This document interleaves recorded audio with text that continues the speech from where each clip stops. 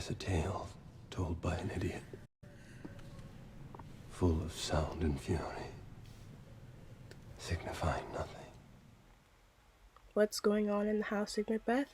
Absolutely nothing. They're all dead now. Shakespeare tells the story of Macbeth, a man that risked everything to gain absolutely nothing in the end. After winning a battle, Macbeth and Banquo come across 3 witches. They tell them that they'll be made Thane of Cawdor and then King of Scotland entirely. Banquo's like, excusez-moi, what about me? And it's revealed that while Banquo won't be king himself, his sons will be. When Macbeth gets back home, he tells his wife, who urges him to kill Duncan, the king, and scolds him for being such a cowardly man. She tells him to look like the flower, but be the serpent underneath it. He eventually does kill the king, and guilt consumes him, but that doesn't stop him from continuing out his plan of framing the Chamberlains for killing the king, then killing them too. Malcolm and Donalbain run away, and Macduff goes to Fife once it's been said that Macbeth will be crowned king. To keep the power he's already killed to obtain, Macbeth even goes as far as to hire assassins to get rid of Banquo and his young son Fleance. But Banquo escapes. Nope, my bad. Fleance escapes. Banquo is so dead. Macbeth sees Banquo's ghost at a dinner party with everyone there and becomes hysterical. Lady Macbeth explains it away and ends the dinner.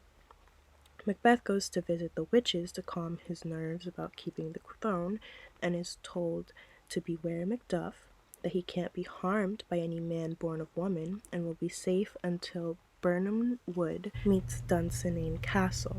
What Macbeth doesn't know is that the witches were told by Hecate herself to give him misleading advice. Macduff went to England with Malcolm to devise a plan to create a coup against Macbeth, but once he learns this, he decides to kill Lady Macduff and her kids, who are pretty young. He doesn't do it himself, though. He sends killers.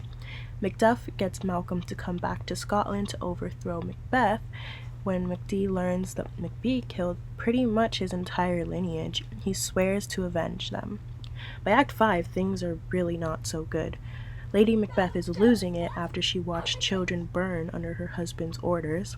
Macbeth feels his title hangs loosely about him like a giant robe upon a dwarfish thief. Meanwhile, Malcolm's army is camouflaged by branches from Birnam Wood and is heading towards the castle. Oh no. Lady Macbeth self-eradicates. Macduff's able to kill Macbeth since he's built different.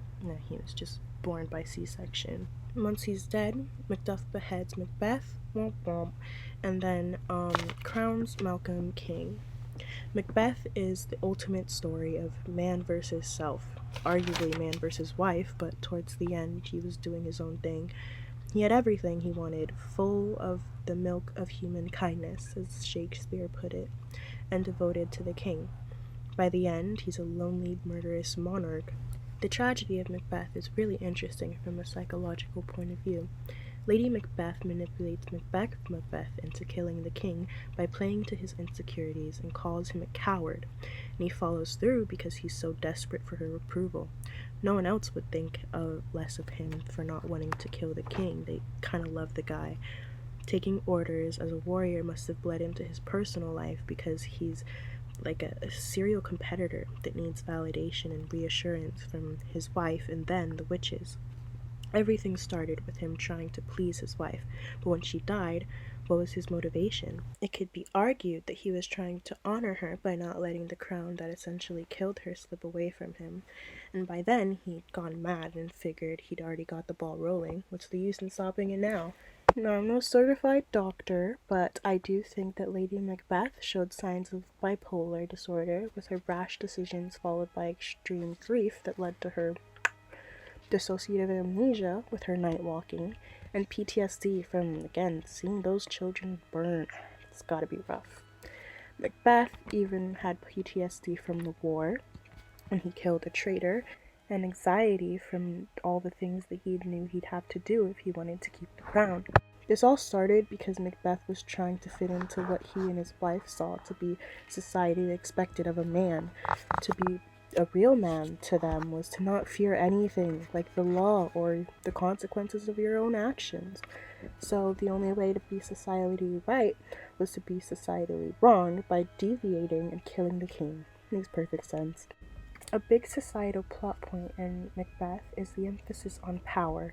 If Lady Macbeth didn't have such a lust to be put on a pedestal and have control over a nation, she never would have set this in motion. The biblical section was hard because it's so straightforward. It's literally one of the 10 Commandments. To quote it, murder equals bad. One notable thing is that Macbeth and his lady decided to take matters into their own hands and kill Duncan. It would be guaranteed that they would have been so much happier and alive if they'd have just sat back and let God work out his will for them the way he wanted it done. He says in Jeremiah 29:11, "For I know the plans I have for you, plans for you to prosper and not to harm you, plans to give you hope and a future." I mean, do we think they have a future now? Life's but a walking shadow, a poor player that struts and frets his hour upon the stage, and then is heard no more.